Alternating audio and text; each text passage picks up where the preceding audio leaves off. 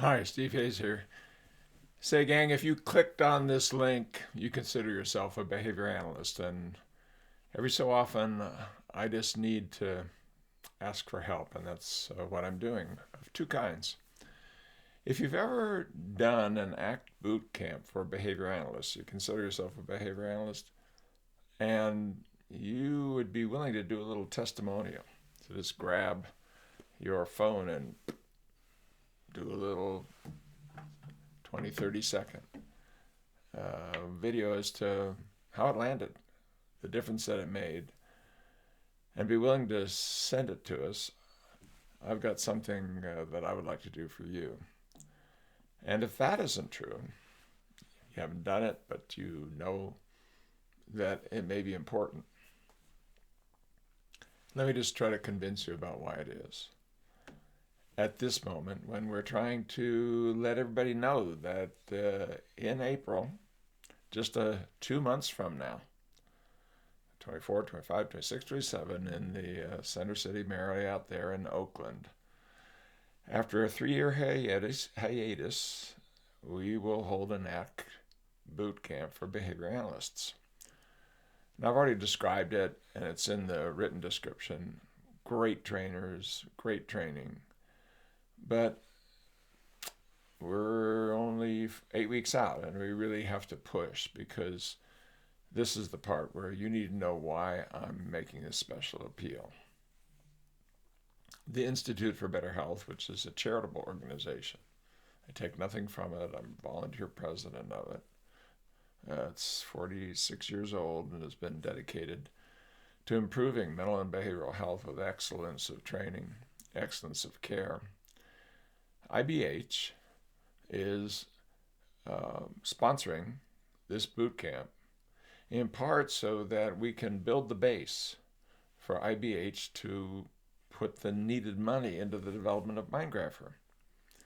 And if you've been following me, you know that MindGrapher plays a central role in collecting the kind of idiographic data that we are going to need to compete with top-down normative categories such as the DSM, with instead more human-based, personalized approaches that will empower practitioners around the world if we do our job right over the next several years. So MindGrapher is critical to the development of our field, I believe. And as a behavior analyst, let me say it this way. What MindGrapher has a chance to do, linked to the growing science of idionomics, is to put the sensitivities that are there in behavior analysis as a tradition. Sidman, 1960, got to focus on the particular person, longitudinal data, one at a time, then make generalizations, systematic replications. That has been carried forward, but it's not entered into the mainstream of psychology. I've written entire books on single case designs and trying to do it in this way that was built to analyze direct contingencies in non-human animals. We now need complex networks and dynamical systems because relational operants, relational frame theory, alter how basic behavioral principles work, and they do it in a dynamic, double-headed arrow, complex network kind of way. Ironically, through AI and things like DeepSeek and usage-based models of language, people like Mike Tomasello, Lisa Feldman Barrett, Josh Tannenbaum, two of the people I just mentioned are coming to WorldCon. So they're part of our CBS community, really. They're moving the whole field away from this kind of nativistic approach of traditional Chomskyan approach back towards a behavioral position. Yeah, but the methodology has to change when that changes. And in order to make that change, we have to put tools in people's pockets. So if you would do simply take the message that's written here in this little email that we just sent out to my list of people who follow me, and targeting now especially behavior analysts. If you're willing to send it to just 5 other behavior analysts, here's what I will do for you. After the boot camp, I don't want to distract from this, so it'll be in May.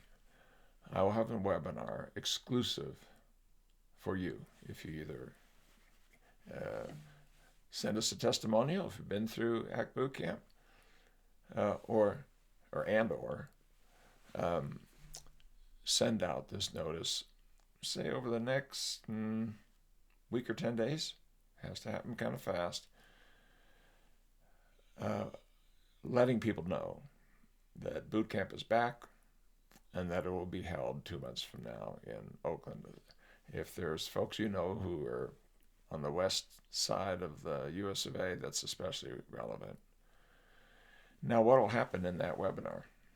What will happen is, I've never made this promise before, we'll see how it works, is every single person who's invited to come, if you can't attend, you can do it remotely, can email me one question that you want to have answered, and any reasonable question I will answer.